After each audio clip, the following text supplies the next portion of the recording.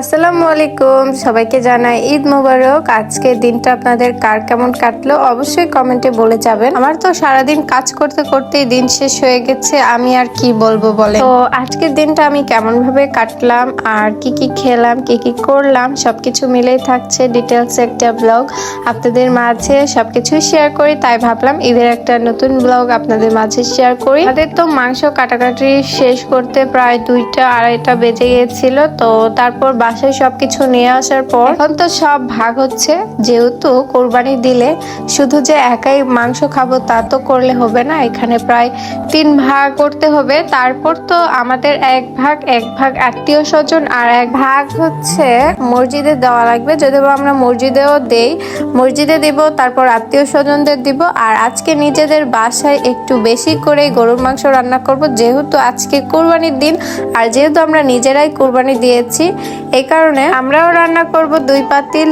যাই হোক, মোটামুটি ভালোই রান্না করেছিলাম। তারপর তো ঈদের পর অনেক বেশি দাওয়াত আছে, সেগুলো খেতে হবে। এই কারণে বেশিও রান্না করলে নষ্ট হবে, তাই জন্য পরিমাণ মতো 2 জায়গাতে আমরা হচ্ছে আজকে গরুর মাংস রান্না করেছি। আর ভরপুর রসুন দিয়েছি আর তার সাথে পেঁয়াজ দিয়েছি। আর মাংসগুলো আসার পর থেকে শুরু করে আমাদের ভাগ করতে করতে দিন শেষ। এদিকে আমার বাবা হচ্ছে সবগুলো মাংস ভাগ করতেছিল, আর এইদিকে তো আমার ছোট ভাইও ছিল, সে তো আমার ভিডিও দেখে মিষ্টি মিটি হাসতেছিল। আর এই তো দেখেন কতগুলো মাংস। আর যাই হোক, মাংস এতগুলো দেখে লাভ নাই, যারা কোরবানি দেয়নি এবার ঈদে তাদেরকেও দিতে হবে।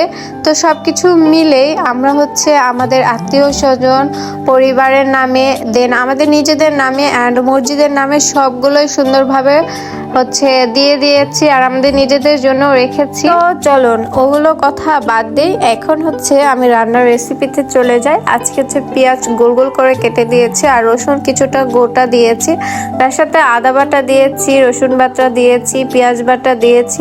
আর তার সাথে এখন গুঁড়া মরিচ, হলুদ, তারপর কিছু পরিমাণে শুকনা মরিচ, ধুনা মরিচ, তার সাথে হচ্ছে কাঁচা মরিচও কিছু পরিমাণে দিয়েছিলাম। সবকিছু দিয়ে নেওয়ার পর এখন তো হচ্ছে রান্নাটা তুলে দেব। 2 জায়গাতে যেহেতু রান্না করবো, অনেক বেশি রান্না হয়ে যাচ্ছে। আর আজকের এই মাংসটা প্রেসার কুকারে দিতে হবে না, কারণ এটা টাটকা মাংস। তো এই মাংসটা আমরা হচ্ছে এমনি দিয়েছি।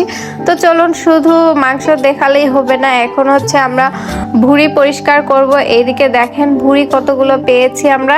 এই ভুঁড়িগুলোতে এখন আমরা হচ্ছে চুন দিয়ে নিচ্ছিলাম। চুন দেওয়ার পর এগুলো হচ্ছে অনেক ভালোভাবে আর অনেক তাড়াতাড়ি পরিষ্কার হয়ে গেছিল। তো যাই হোক, মোটামুটি আজকের দিনের আমাদের কাজ কমপ্লিট। কালকে থেকে আমাদের ঘোরাফেরা শুরু। তো ভিডিওটা এতদূর পর্যন্ত। আল্লাহ হাফিজ।